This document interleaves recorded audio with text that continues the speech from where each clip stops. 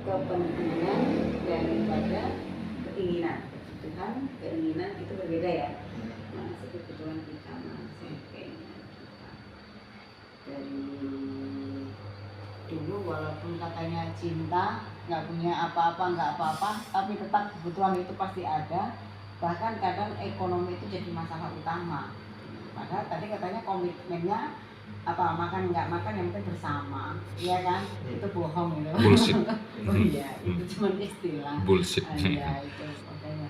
Jadi istri membantu ekonomi suami kalau tidak bekerja, ibaratnya kita kan harus bisa pandai-pandai membantu orang. Seperti itu ya. Jadi tidak boleh menghabiskan uang selain dengan kebutuhan. Nah terus dalam lingkungan kita juga jangan sampai kita itu keluar rumah kita marah ataupun kita mempunyai masalah suami apa itu tidak, jangan sampai keluar. Apalagi orang tua itu kan sedih. Jadi sebesar apapun masalah kalau bisa itu kita selesaikan sendiri, jangan sampai keluarga kita tahu. Itu akan mengganggu pemikiran mereka. Itu anak kita berarti tidak sedang baik saja.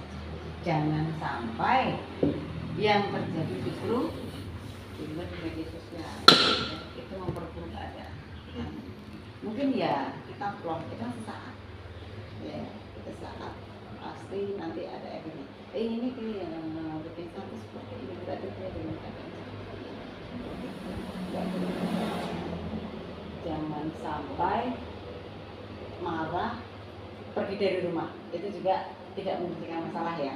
Bahkan ada yang pernah dibilang kalau seorang suami ataupun istri punya masalah kok sampai pergi dari rumah, itu tandanya berarti dia bukan orang yang baik.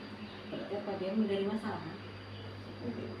Jadi walaupun ada masalah tetap dalam rumah, jangan sampai pergi terus kok nanti konsultasi sama orang yang justru malah tidak senang dengan kita, itu dia akan justru memberi api pada kita kan. Nah seperti itu.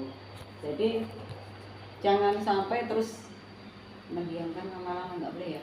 Suami istri itu tidak boleh diam-diaman lebih dari 3 jam, apalagi sampai 3 hari itu putus. Apalagi tidurnya membelakangi. Nah, apalagi tidur membelakangi nggak apa-apa, 1 jam aja. Intinya nggak boleh, itu udah. Iya. Kalau yang namanya suami istri, kalau marah-marahan, kalau tidurnya udah sendiri-sendiri itu bahaya. Harusnya justru walaupun marah, tetap serempak Pak. Akhirnya apa? Nanti kan nyenggol-nyenggol dikit kan lama-lama bahaya. Jangan seperti itu. Nggak boleh sampai tidur sendiri-sendiri itu nggak boleh Pak. Terus kita saat punya anak nanti itu harus direncanakan ya dari sekarang, apa mau langsung punya anak, apa pacaran dulu setelah nikah, kan akan setelah nikah Karena nikah pacaran halal ya. Pacaran halal. Jadi semuanya itu kan ya, karena apa? Mental itu disiapkan ya, disiapkan mental. Karena apa? Istri kalau hamil kadang ada yang kadang emosinya lebih tinggi, karena istri itu biasanya perempuan kalau hamil itu emosinya lebih tinggi, ya moodnya berubah-ubah. Itu dipersiapkan mentalnya. Yang namanya punya istri hamil berarti harus persiapan, oh besok itu kebidan siapa, bisa di mana, dananya kira-kira berapa, semuanya kan perhitungan kan.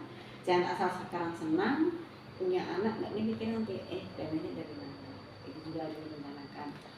Apalagi tadi katanya ngontrak, berarti kan itu butuh biaya banyak itu ya gitu. Jadi semuanya diperhitungkan dengan matang. Yang namanya kita diundang di KB ini keluarga berencana, jadi semua terencana.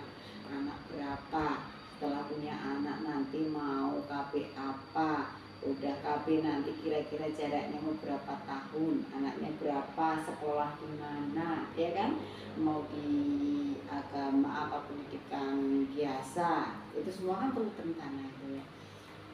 Semua direncana, jangan sampai tidak direncana nanti akhirnya kaget. Kaget nanti punya anak 1 kurus, jangan sampai ya. Udah punya anak, usahakan tetap baik komunikasinya, bisa membagi kasih sayang antara ibu dan anak. Biasanya kadang suami seminggu nggak Pak, punya anak satu yang tadinya sayangnya cuma untuk suami. Ya. Akhirnya kalau punya anak terbagi dengan anak. Kadang suami cemburu. Pernah ada seperti Ya. itu. Nggak Akhirnya keurus. suami KDRT karena dibilangnya istri nggak sayang lagi. Anak dicemburui. Kenapa?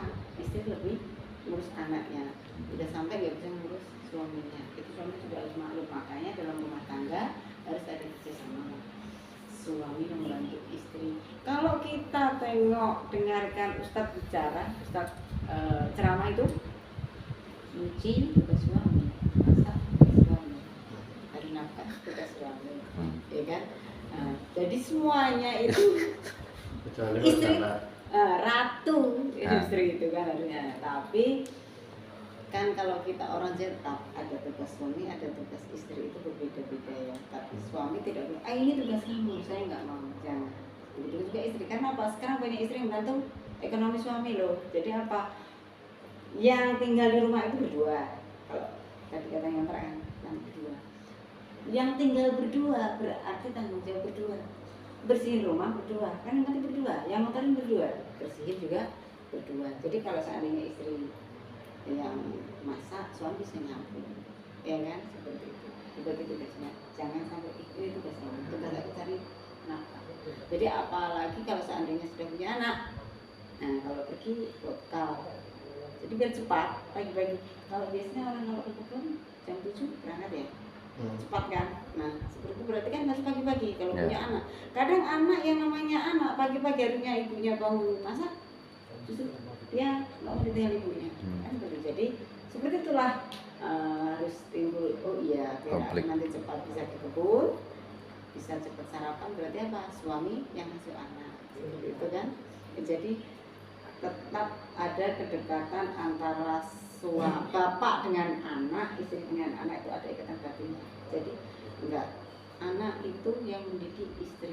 Jadi suami yang penting cari nafkah, menyukupi kebutuhan anak dan istrinya itu terbaik. Jadi anak harus tetap mendapatkan kasih sayang. Karena apa? Ada di tempat saya itu pengalaman, suaminya taunya cari nafkah, merantau jangan di rumah. Akhirnya anak kurang kasih sayang bapak. Taunya ibu, akhirnya dia selalu melawan ibunya. Tidak ada yang dia takuti. Karena apa? Ibunya kalau yang namanya di rumah dia merangkap jadi suami, akhirnya kan kemungkinan itu karena istri anaknya lebih dari 3, lebih dari 2, itu semuanya, apalagi kalau jaraknya tidak diatur tadi, dia kewalahan. Akhirnya apa? Banyak emosi. Jadinya ibunya sering marah ke anaknya tanpa anak tahu. Anak taunya menuntut karena tidak ada kasih sayang dari bapaknya. Nah setelah bapaknya dikasih pengertian, saya kasih pengertian, akhirnya bapaknya pulang. Jadinya entah seberapa pendapatannya, yang penting di rumah cari nafkah di rumah. Alhamdulillah anaknya sekarang baik semua. Itu bukti. Itu bukti. Dia mengakui anaknya kurang kasih sayang dari bapaknya karena bapaknya tahunya cari nafkah. 3 bulan sekali pulang ke rumah, jadi tidak pernah pulang. Jadi kalau bisa setelah punya istri, janganlah cari nafkah yang jauh-jauh. Jadi cari nafkah yang bisa pulang menemui anak dan istri. Itu akan lebih baik. Insya Allah rezeki tidak akan kemana. Itu ya. Jadi seperti itu. Silakan nanti dimusyawarahkan gimana baiknya. Jadi dengan kepala dingin, jangan sampai dengan barang-barang ya. Perjalanan masih masalah kopi nanti Pak Rusdian Sudah, Mbak Nur. sudah dulu dari saya. 8 fungsi keluarga tadi sudah. Ya. Sudah. Jadi kalau tidak saya bacakan ya. Yang pertama keagamaan tadi, agama kita tanamkan dalam keluarga, sosial budaya, cara bersosial tadi, fungsi cinta kasih, gimana kita mengasihi keluarga kita, anak istri kita, perlindungan. Jadi kalau ada suami di dalam rumah itu semuanya akan merasa terlindungi, Nyaman, aman. Ya, ada apa-apa, apalagi kita tinggal di kebun itu seperti ini kan. Istri itu kan terlindungi, banyak binatang melata, Ya. itu utama. kadang kita nggak tahu istri kita itu di rumah aman apa tidak seperti itu. Walaupun Ada yang cuma fobia sekedar, apa? Fobia apa? Itu Cecak aja fobia misalnya. saya fobia cicak Pak. Saya fobia cicak. Kalau ada suami kan aman jadinya. Saya fobia tikus. Pokoknya yang namanya kecil Kita takut sama kucing bilang. Iya. Itu kan hal kecil deh. Kecil. Nah, tapi aman kalau ada suami, cecak ada, bisa Ya. melindungi seperti Ya, itu. Jadi fungsi sosialisasi tadi semuanya disosialisasikan, dimusyawarahkan, terus pendidikan tadi, gimana kita cara mendidik anak kita mau jadi seperti apa, karena anak itu kan saat lahir seperti lembaran kertas putih ya. Jadi bagaimana kita akan memberikan itu pengetahuan kepada anak kita. Jadi kalau kita melakukannya dengan kasih sayang, insya Allah dia pun akan menumbuhkan rasa kasih sayang. Kan saat kita pelatihan dulu ada ya, apabila anak dibesarkan dengan kasih sayang maka dia akan menyayangi. Apabila anak dibesarkan dengan kekerasan, hujatan ataupun mungkin cemoohan, maka dia akan rendah diri. Dia di rumah bisa jadi anak mami, di luar preman ya. Ya seperti itu ya, itu fakta itu ya, itu fakta. Terus tadi ekonomi, gimana cara kita mengolah keuangan kita, dan terakhir fungsi pembinaan lingkungan, gimana cara kita bersosialisasi dengan lingkungan, itu ya. Ya itu. Terima kasih. Ya, terima kasih Bu Nur atas penjelasannya terhadap adik-adik kita tentang 8 fungsi keluarga. Jadi dalam adik-adik mengarungi bahtera rumah tangga nanti ke depannya, adik-adik itu bakal menghadapi apa yang disampaikan oleh Bu Nur. Jadi pendampingan Catin dari BKKBN itu adalah kegunaan utamanya adalah pemasangan air simil, pencegahan stunting. Stunting tahu Dek? Sudah dijelaskan sama Bu Bidan tadi. 1000 HPK agar tidak terjadi stunting. Terus kedepannya perencanaan agar tidak 4T. 4T ada tadi dijelaskan. Apa aja? Terlalu tadi ya. Terlalu rapat, terlalu banyak, terlalu tua, terlalu muda. Kalau Terlalu muda jauh enggak tidak ada. jauh. Terlalu Jarak. Nah, Iya, terlalu rapat, terlalu muda, terlalu banyak, terlalu terlalu tua. terlalu muda, terlalu tua, terlalu banyak. Ya, Ya. terlalu muda enggak lagi. Karena sudah diizinkan oleh negara untuk melakukan pernikahan secara tercatat oleh KUA. Itu tidak lagi terlalu muda, adik-adik tidak lagi secara negara sudah diakui adik-adik bisa menikah. Umurnya 24. Nah, cewek 19 sudah diizinkan oleh negara seperti itu karena sudah bisa didaftarkan ke KUA. Nah, terus dalam pendampingan ini pun sebenarnya pendampingan Catin menjelang pernikahan itu kita berharapnya di 3 bulan. Itulah di kuesioner atau materi di dalam LCMIL tadi. Adik-adik nanti dibaca.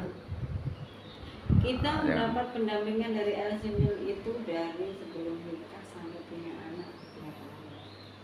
Itu kalian dipanggil Ya. biar tidak stunting nanti ya. Anaknya tidak stunting, adik-adik kan bakal memiliki anak. Nah, dengan harapan dengan pendampingan ini setidak-tidaknya adik-adik memiliki perencanaan memiliki anak seperti itu. Nah, terus dalam perencanaannya nanti fungsi-fungsi yang dilaksanakan dalam keluarga itu juga adik-adik laksanakan seperti itu.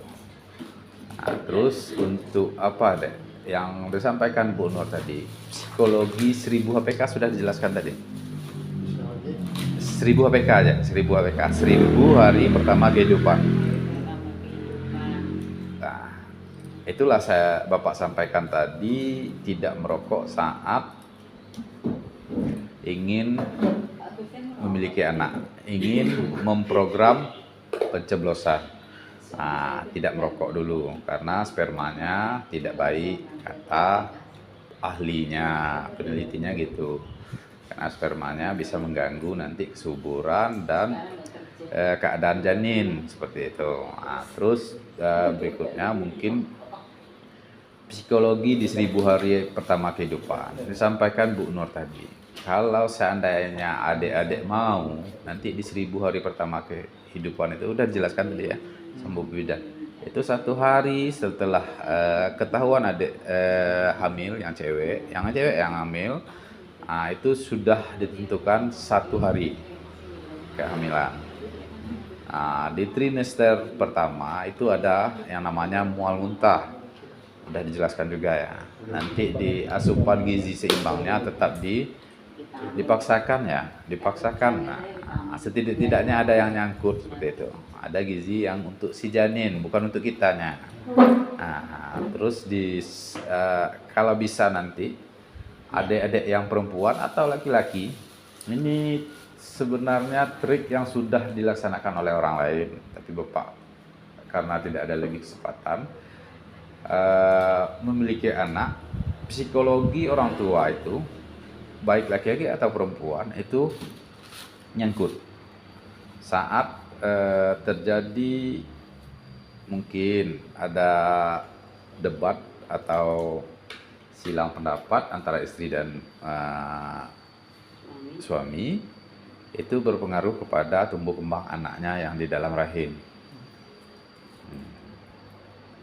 Baiknya saat hamilan itu kita tetap jaga keharmonisan adik-adik, jaga keharmonisan, dan kalau bisa lagi ini pendidikan untuk anak itu dari 1 hari pertama kehidupan itu sudah bisa melakukan pendidikan. Psikologinya adik-adik yang perempuan memang tidak nyambung, tapi Tuhan yang menyambungkan seperti itu. Sifat anak bapaknya saat istri hamil itu akan kebiasaan ya, sifatnya kebiasaan harian laki-laki suaminya itu bakal nyambung ke anaknya nanti. Kalau anak suaminya marah-marah, nanti terimalah anaknya marah-marah. Kalau suaminya suka bekerja, giat bekerja dan hal-hal lain yang positif, nanti anaknya alhamdulillah jadi seperti itu. Ada yang mencoba seperti ini ya Dedek. Kaum Yahudi udah melakukan itu. Orang-orang Barat udah melakukan itu. Pernah dengar yang namanya musik klasik untuk perkembangan otak? Belum. Coba nanti searching ya. Musik klasik itu bisa menambah otak. Kita punya murotal deh, Quran. Apa salahnya adik yang perempuan dan cewek yang mengaji saat ketahuan anak-anaknya hamil? Kalau bisa selanjutnya seperti itu didengarkan. Bisa ngaji deh? Bisa. Bisa. Saat ketahuan hamil, ada waktu-waktu misalnya di maghrib menjelang isya, kita membaca Al-Quran. Mudah-mudahan ini di SP5 sudah dilakukan, ada yang namanya satu keluarga itu melakukan seperti itu, menyiapkan buku soal seperti yang orang Barat lakukan, menyiapkan anaknya, dan si istri ngaji dan si suami ngaji. Itu anaknya hafiz semua, 11 orang deh. Alhamdulillah hafiz semua. Hafiz itu kalau nggak salah itu saya merinding dengar cerita. 1 orang aja hafiz dalam keluarga kita, itu sekeluarga bisa ditariknya ke surga katanya, kata Ustadz seperti itu. Harapan kami dengan murotal yang dilakukan adik-adik sendiri mengembangkan tumbuh kembang anak nanti di psikologinya dengan hal-hal yang positif seperti itu. Terus adik-adik tahu daun kelor? Tahu. Kandungannya lebih dari susu, lebih dari daging, lebih dari sayur-sayuran yang bervitamin dan mineral yang bagus seperti itu. Dan nanti di searching, diolah saat untuk kebutuhan adik bisa dilaksanakan seperti itu. Untuk berikutnya kami persilakan Pak Agustian untuk menjelaskan alat obat KB.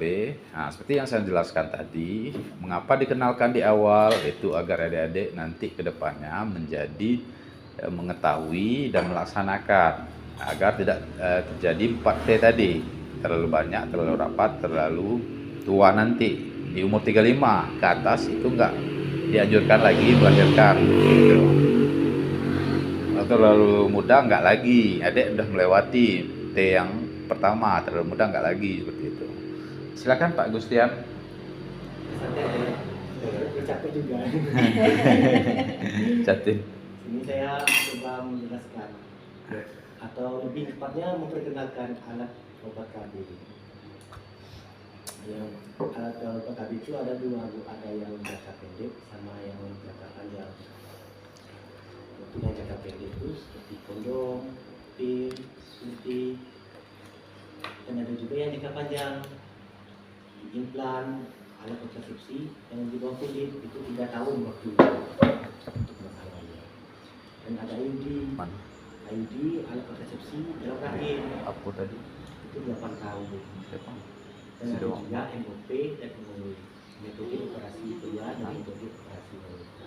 Itu steril. Kalau memang udah umurnya udah lanjut nggak mau punya anak lagi, diperlukan itu. Atau ada kendala karena ada penyakit kayak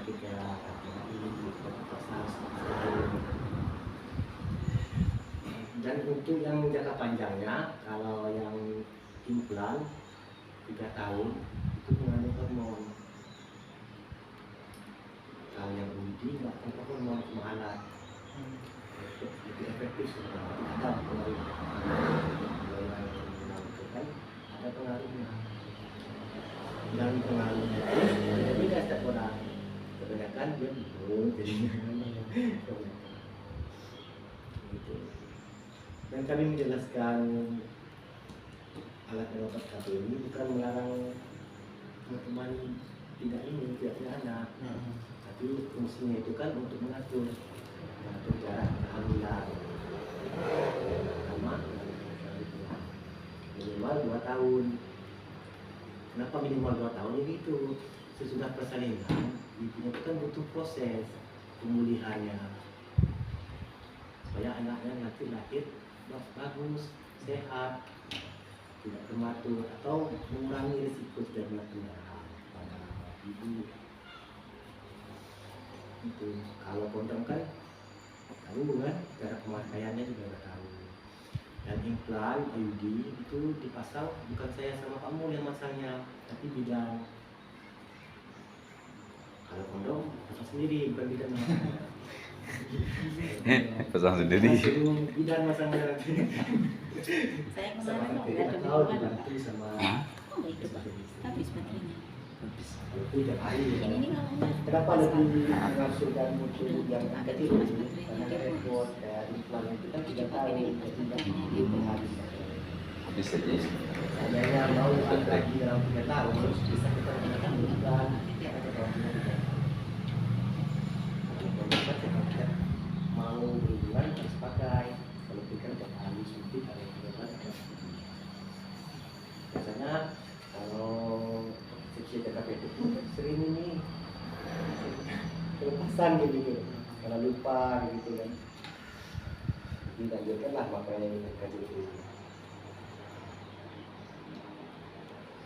itu Komon. Terima kasih Pak Gustian penjelasan tentang KB, alat obat KB. Alat obat KB itu bukan dari program bukan seluruhnya program BKKBN, enggak. Ya. Bukan alatnya. Nah, tadi yang disampaikan Bu Nur itu salah satunya 8 fungsi keluarga, penghormatan lingkungan. Nanti adik-adik yang di masyarakat juga harus bermasyarakat, mengikuti kegiatan-kegiatan. Setelah lahiran itu ada namanya posyandu, nanti diikuti sampai terakhir itu setidaknya umur 5 tahun ya Mbak Nur untuk posyandu, ikuti tahapan-tahapannya. Nah, karena kita ingin tahu anak itu tumbuh kembangnya di mana, kekurangannya apa, nanti di situ. Nah, kita ada yang namanya BKB. Program BKKBN itu ada yang namanya BKB, BKR, BKL, dan UPPKA dan PIKR. Ya, tentang remaja PIKR namanya. PKB, Bina Keluarga Balita, Bina Keluarga Lansia, Bina Keluarga Remaja, dan usaha peningkatan perekonomian keluarga aseptor seperti itu. Nah, aseptor itulah tadi yang KB, yang ikut ber-KB itu aseptor namanya. Jadi nanti adik-adik ikuti kegiatan-kegiatan sosial yang ada di masyarakat.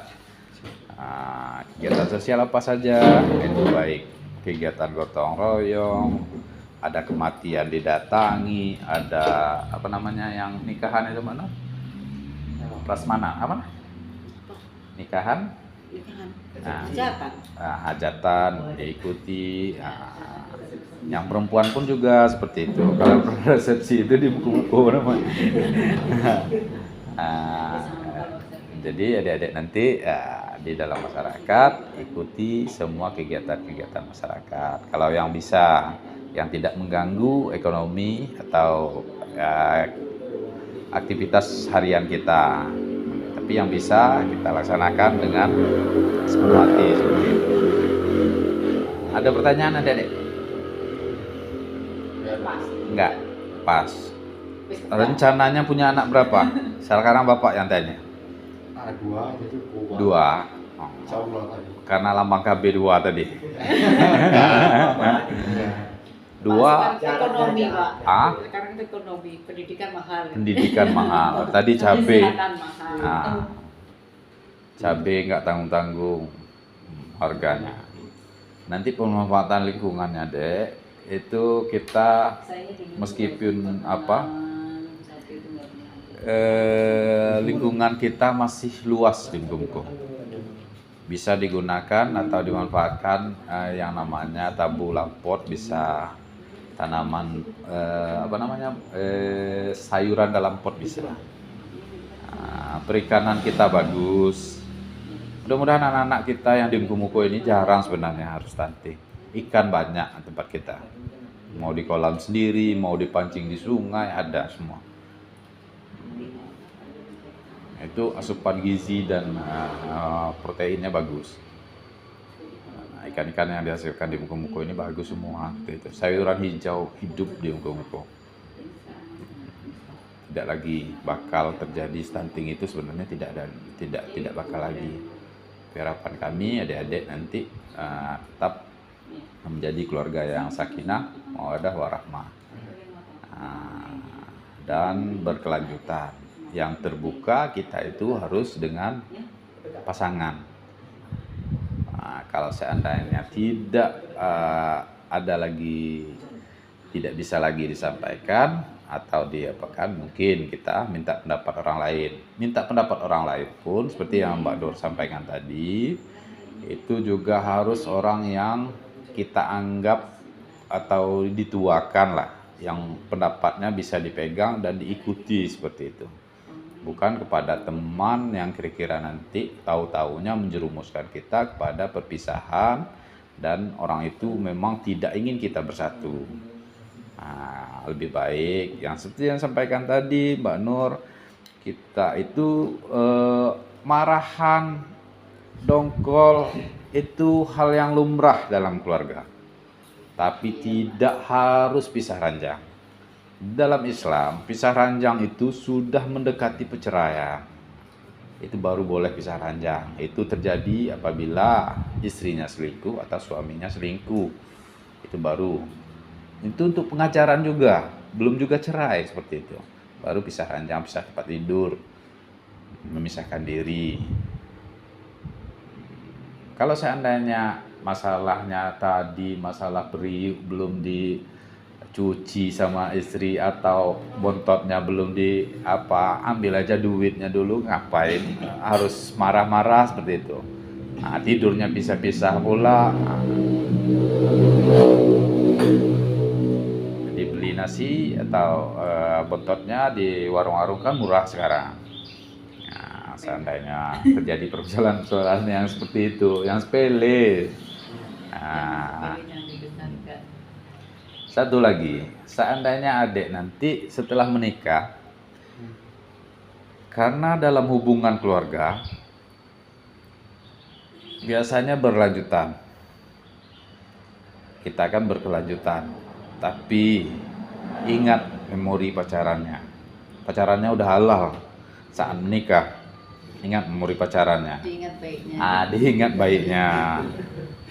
Saat-saat yang momen yang kira-kira tempat atau spot yang kira-kira yang pernah bagus, kita datangi seperti itu.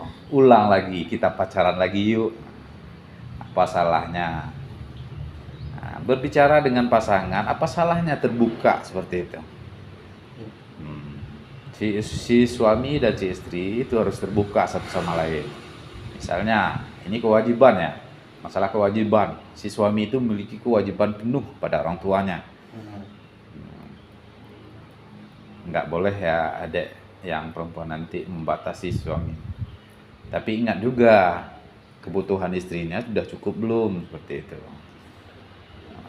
Kewajiban kepada orang tua itu nggak ada batasnya.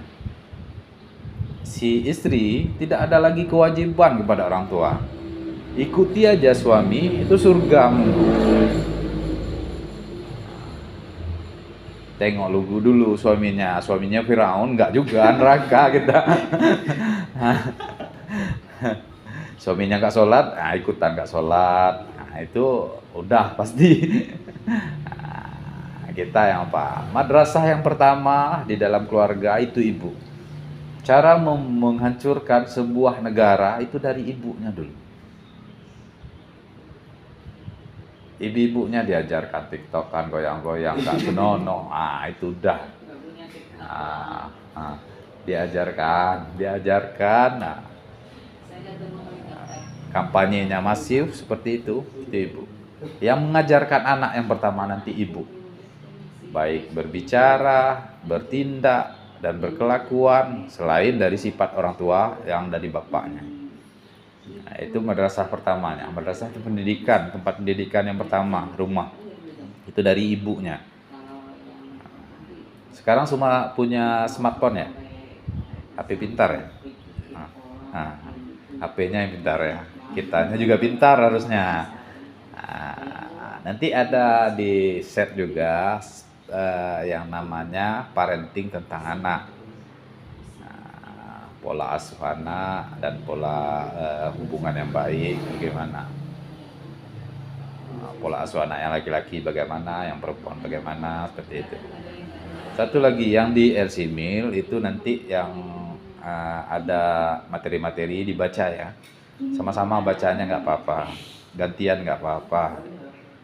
Yang penting sama-sama mengetahui agar nanti adik-adik setidak-tidaknya kalau membaca mengurangi yang 0,09%. Minat baca Indonesia itu 0,09%. Berarti dari 1000 orang itu hanya 9 orang yang baca. Jadi itulah yang ada, yang di aplikasi tadi itu ada materi-materi, nanti adik baca. Apalagi baca Quran bagus lagi. Kalau ketahuan hamil nanti baca Quran ya. Itu parenting yang lebih baik kepada anaknya. Mungkin itu saja, lebih dan kurang kami tim TPK Kecamatan Air Menjuto mohon maaf, pada Tuhan kami mohon ampun. Semoga nanti kedepannya adik-adik menjadi keluarga sakinah mawadah warahmah. Amin. Saya akhiri, wabillahi taufiq wal hidayah. Assalamualaikum warahmatullahi wabarakatuh. Waalaikumsalam.